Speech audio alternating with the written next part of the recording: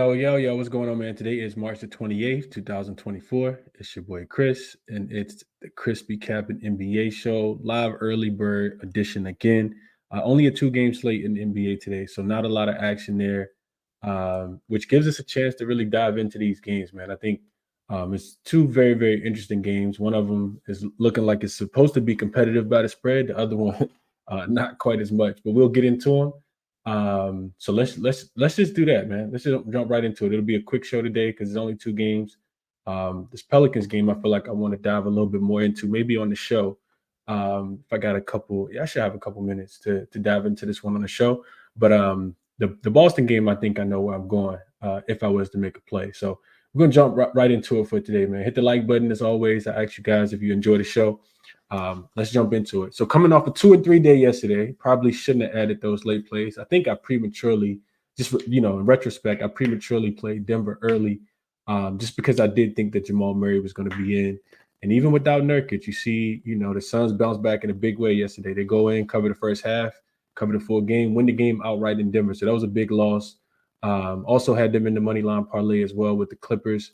Clippers probably shouldn't have won that game last night either. Kelly Oubre definitely got fouled on that last second shot. And then Toronto team total under 99.5, probably the worst loss that we've had in quite a while, because you see the Knicks just, not play a lot of defense. Crazy to think Toronto's offense was able to muster up that many points. They came in the first half. You just kind of saw the way that the game started. Toronto, New York just felt like they were going to outscore Toronto, and they did. They scored almost 150 points last night. So Toronto was able to squeak over their team total, only had 42 points in the second half. But, when you have such a big quarter to start with such a low total from the beginning, it can be pretty bad. But we managed our units appropriately. I always tell you guys if I'm, my bet size, if you're a member, and looking to get some of it back today. We only lost a unit altogether yesterday, even though we did go 2 and 3 because those are smaller plays. So on the season, still up 41, a little over 41 units, almost 42.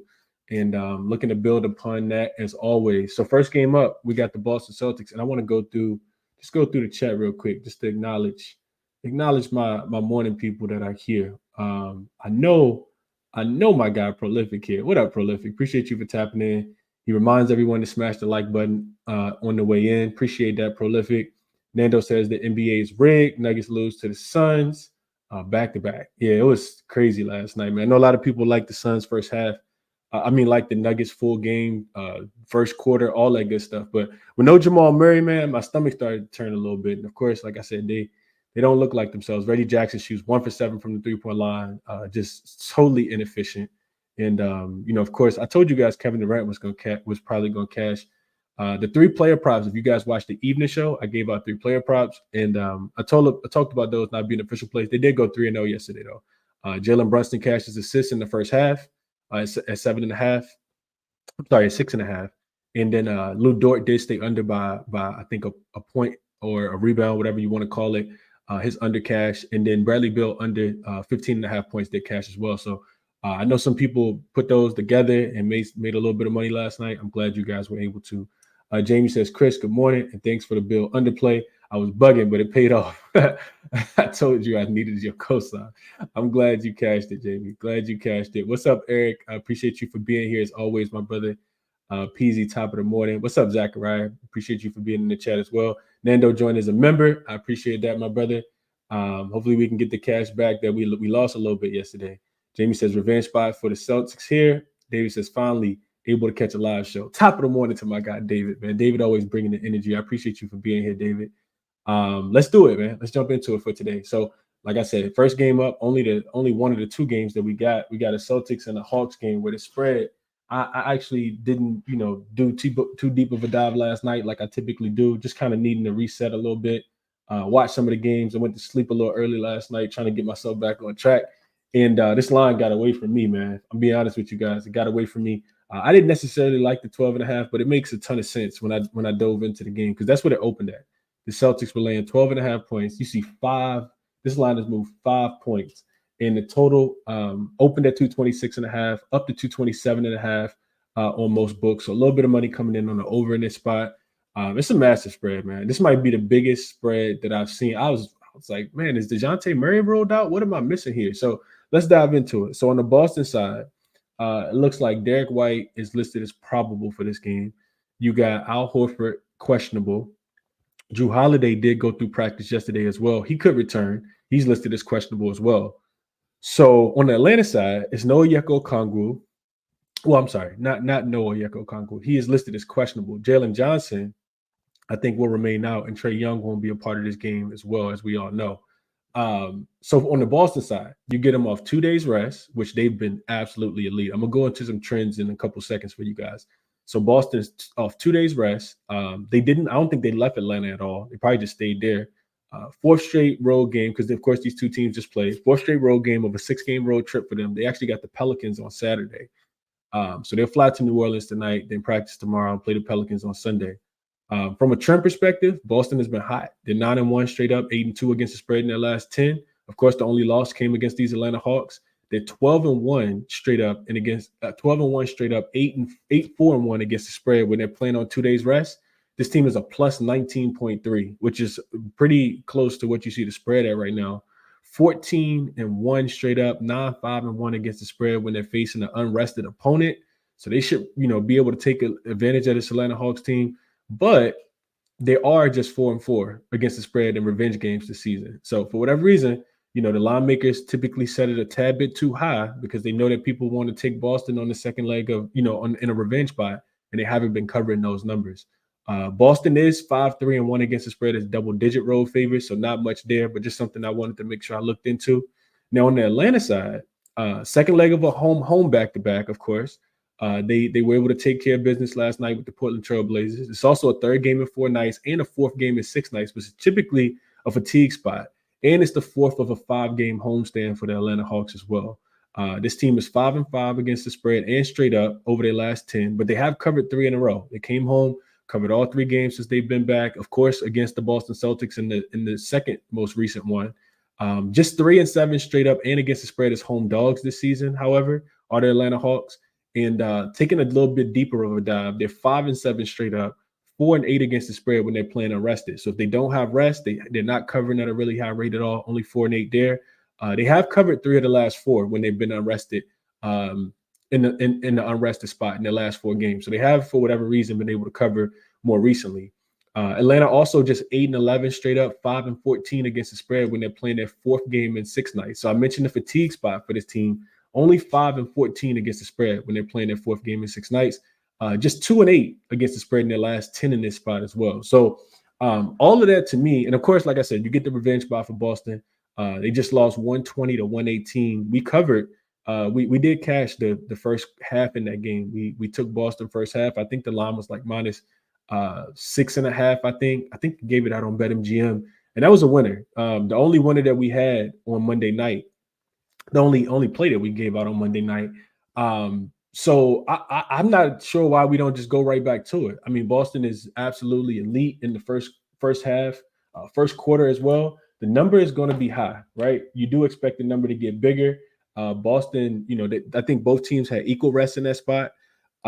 Boston, I'll tell you guys a little bit about Boston recently. Boston has not been the best version of themselves, specifically on the defensive end. And I think a lot of that, goes to Drew Holiday not being a part of the team. We know that he is a guy that offensively, he's not going to give you as much, even though he can.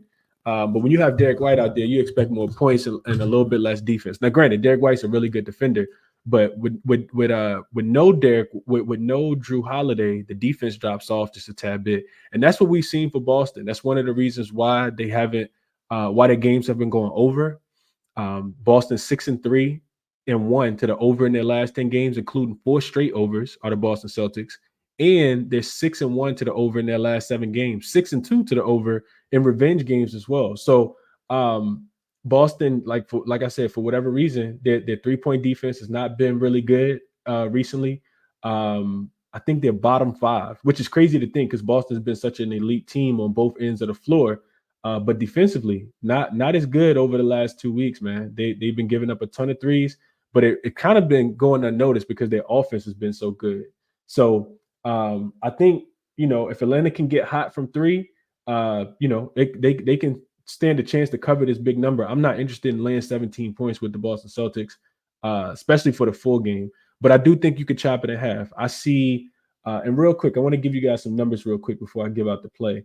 Last 2 weeks, Boston's defense is allowing so Atlanta. So let's talk about Atlanta's offense. Atlanta is doing nothing but shooting threes. They are sixth in above the break three frequency, fourth in above the break three accuracy, shooting 42% from that spot on the floor. The Boston Celtics on the opposite side, while they're doing a good job of limiting teams, teams are only shooting the eighth most threes against them from the above the break three. They are third last, the third worst team in opponent three above the break 3-point accuracy, allowing teams to shoot 39% over the last 2 weeks. So that's a major advantage for the Atlanta Hawks. They need to get hot, and that's the only shot that they're taking. 30% of their shots have come from the above the break three. The other percentage comes from the rest of the 3-point line. They're not attacking the rim at all. They're not trying to get to the paint. They're not shooting. They're not even shooting a ton of mid-range shots. So their overall three numbers, all threes frequency, they're shooting the eighth most threes over the last 2 weeks, and they're hitting at the fourth highest rate over the last 2 weeks, shooting 43% from the 3-point line, are the Atlanta Hawks. So that's how they've been playing basketball. And like I said, Boston defense, bottom three at the above the break three, and just overall against the three, allowing teams to shoot almost 39%. So that's the big breakdown in this game. Atlanta will try to get out and run. They're eighth in frequency in transition. Boston defense hasn't been as elite, but they can do a really good job if they want to of slowing down transition defense. Over the last 2 weeks, it's not really been there though, which like I said, it's led to a lot of these overs. Does Atlanta run out of gas? I think is the question if you want to play the over in this game. To me, it's over or nothing. I don't think I would want to get there with an under. I think if Atlanta gets hot again, they could contribute to this game. And Drew Holiday could be a tad bit rusty. He hasn't played in, I think, 5 or 6 games as well. So even if he comes back and brings that defensive tenacity, I think that they still could contribute offensively, and both teams probably be able to be able to score points in this game to get towards an over. So over will be my look on the total. But as far as official play, and I haven't played anything yet. I'll see what happens with the injury report. Atlanta is unrested, of course, so they have a while to submit their injury report for today because they are on the second leg of a back-to-back. But I talked about this yesterday. I just want to kind of give you guys some numbers. Boston first half, I see it on Sports Illustrated. So ESPN Bet and Sports Illustrated actually puts these lines out first for everybody else. And ESPN Bet has a 10.5 right now, and it's juiced. It's like minus 125 for Boston to be winning by 11 points at halftime. Now, that's a big number. Sports Illustrated, they typically put these lines out early as well. You can get a 9.5 on Sports Illustrated for Boston in the first half. That's a big number. But we got to remember, Boston is now 10-0 against the spread in their last 10 first halves. So this team, for whatever reason, this is when they play basketball in the first half specifically. Since the All-Star break, Boston is a plus 23.9. So pretty much a plus 24 in points scored per 100 in net rating in the first half. So they have no problem, playing their best basketball. By far the best offensive team, 134.4 offensive rating, 110 defensive rating since the All-Star break. So Boston first half would be to play minus the 9.5, and it's not juice. It's only minus 111 on Sports Illustrated. I know that Sportsbook isn't available to everyone, but if I'm playing the game, that's how I'm looking. Let's see what you guys are saying in the comments, because I talked a long time for about one game. Jamie says revenge game for the Celtics. What's up to my guy David? What up, Justin? Appreciate you for being here and tapping in, my brother. Top of the morning to you. Did Murray? So is Murray out? Did I miss something? Let's see. I need to check that, but I didn't see that. I did look for the injury report. I didn't see DeJounte Murray ruled out, and maybe that's why the line moved so much.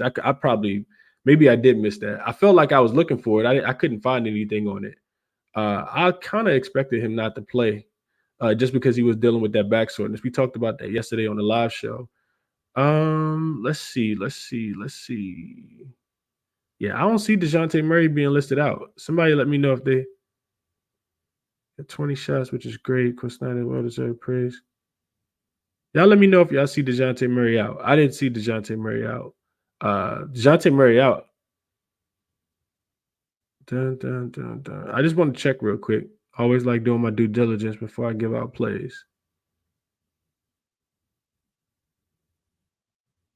Yeah, I don't see that. Y'all let me know. I don't see DeJounte Murray being listed as out yet. What's up, Above the Moon? Appreciate you for tapping in. Fox 5. Mr. DraftKings says, boy, I love Draymond. I went under on all his props and he got ejected. Up $1,200. Shout out to you, Mr. DraftKings. Nice. Nando says the world is on the Celtics now. Think this is going to be another rig game. I'm not laying 17.5, Nando, for sure. What up, Jared? Appreciate you for tapping in. LJ, my guy, he says, top of the morning, Chris. Boston first half and Pelicans full game for him. We'll get to that second game in a second. Fox 5 said, you think Boston first half team total is worth the look? Last time I checked, it was around 63, 64. Yeah, I think so, Fox 5. I gave you guys the numbers. Offensive rating is a 134.4 since the All-Star break across 17 games. This team has been absolutely elite. What's up to my guy, Bryant? Smoky Steam Bet says it will be Celtics first half for me, but I just can't do it. What's up, Douglas? Appreciate you for tapping in. He says Kelly had himself a game last night. Kelly Olynyk, man. RH says Celtics are 8-2 against the spread in their last 10. I said that as well. And I didn't see any reports of that as well. Jared says, man, the whole world was against me with the Warriors and Rockets money line pick. I'm glad you cashed it. We did cash on the Rockets last night plus the 5. I'm glad I pulled the trigger there. It was one of the smaller bets, but it definitely helped us, get some winnings back. All right, let's keep it pushing. Like I said, I didn't see the news on DeJounte Murray. Let's go to the next game. It's only 2 games. Bucks and the Pelicans. So I didn't dive into this one as deeply as I did the last one, but the Bucks are laying 2 points as road favorites in this game, and that was something that I wanted to check as well. So Bucks as road favorites. They land 2 points in this game. So Middleton and Giannis are both listed as probable. I'm not sure if Patrick Beverley is going to play. I would assume that he wouldn't. I see him listed as questionable. I don't think that he's going to play. He fractured his wrist, I think it was. You get a Bucks team off 1 day's rest. This is the first game of first game after 3 straight home games and the first game of a 3-game road trip. And they're coming off a double overtime game. I mentioned this yesterday. Not a spot you necessarily want to back the Bucks in. You never want to back anybody in a double overtime game. Granted, the Lakers were able to get it done against the Memphis team yesterday, but it's not typically a spot you want to play in. Pelicans, Jose Alvarado listed as questionable, and of course, no Brandon Ingram as well. You get a Pelicans team coming off 1 day's rest, second straight home game. They got a big game against the Boston Celtics on Saturday as well.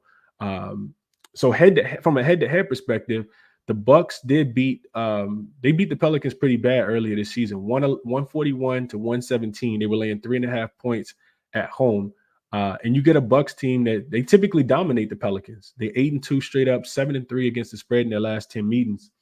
I have trouble with this game, man, because I think both of these teams are elite, of course. The Bucks probably got a real bad taste in their mouth after letting the Lakers come into their house and beat them outright as a 9.5 point favorite. Probably want to, can't sleep well. And while I don't like fading the Pelicans at home, it was one of the reasons why I didn't play the Thunder the other day, because I do think the Pelicans are an elite team at home.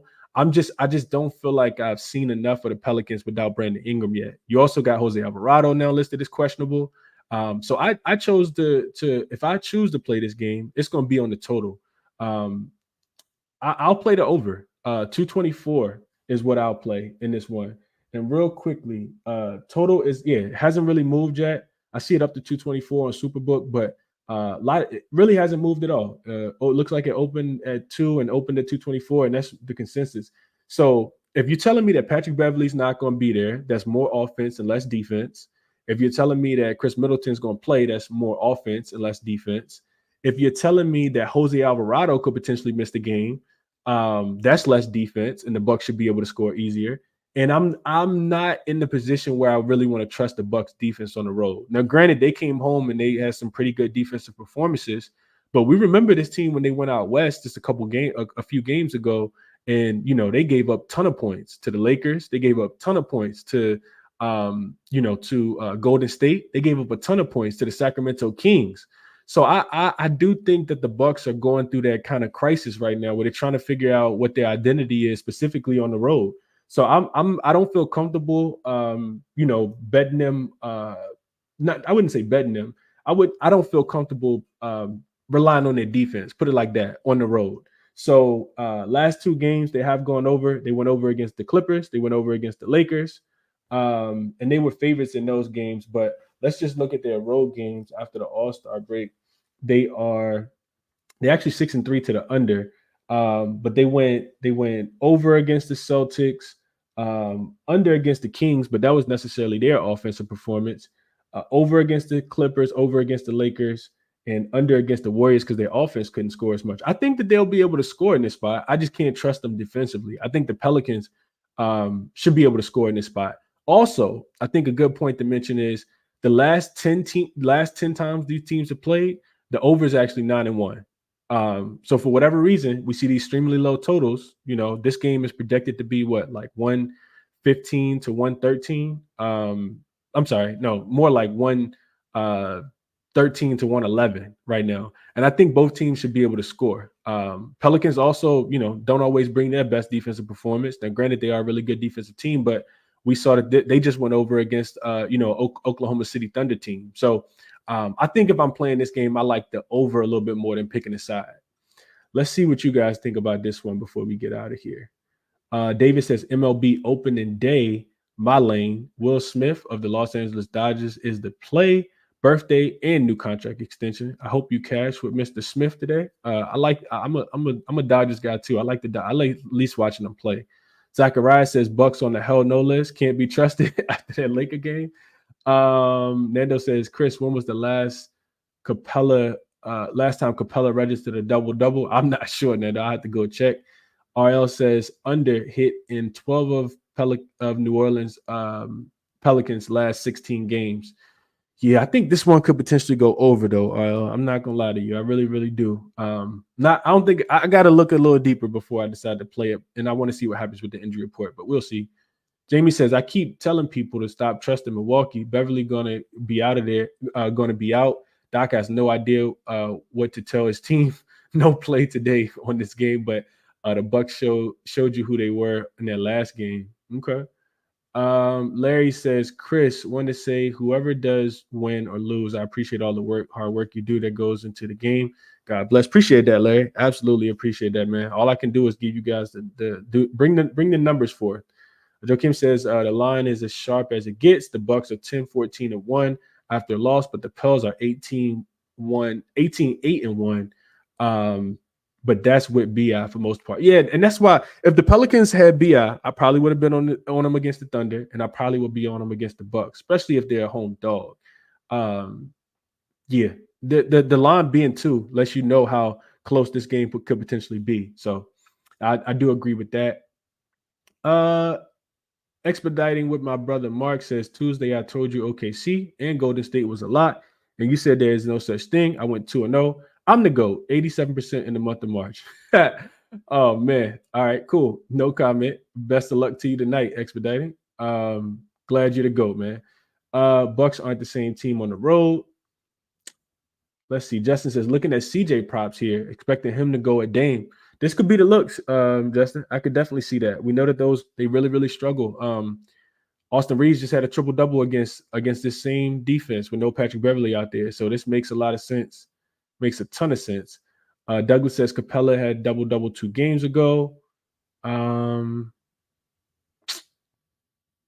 She likes Mike Moleculis over his 1.5 walks for the Cardinals, right? I think he plays for the Cardinals. Yeah, I think that's a Cardinals pitcher. And Sly says, I like the first half under, then second half over, which can still bring in the full game over. Okay. I can see that. What's up, Matthew? Appreciate you for tapping in as well. So yeah, man, I think looking at the over in this spot, I think 224 in this Pelicans game is a tad bit too low for the pace that we should see. And like I said, I just don't trust the Bucks defensively. I think the Pelicans should be able to score in this game. So that's the way I would look in this one. And like I said, as far as the first game, it would be Celtics first half and me minus the 9.5 if I had to play that one. So only 2 games on the board for today. Like I said, that Boston first half is the one that I would consider a little bit more. Want to wait on the injury report before I take the over in this Pelicans Pelicans and Bucks game. But we'll see how it goes, man. I hope you guys cash whatever it is that you love. I may have a little bit of opportunity later to take a deep dive into some player props and see if there's anything that I'm liking there. And if I do, I'll share those with you guys as well. Definitely share them with the members. But I appreciate everybody for tapping in as always. Here are resources as always to kind of look at the games and the way that I do and some of the things that I'm using.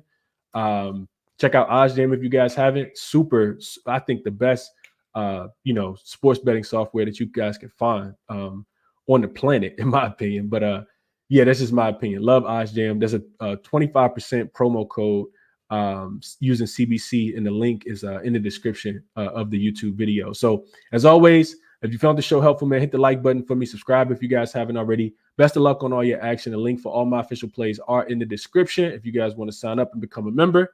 Best of luck on all your action today. And probably not doing the evening show just because it is only 2 games, but we'll see, man. We got a lot of games tomorrow too, so probably going to go ahead and jump into tomorrow's card. Best of luck on all your action today. Hit the like button on the way out. Share the show if you guys can. And best of luck on your action, man. I'm out.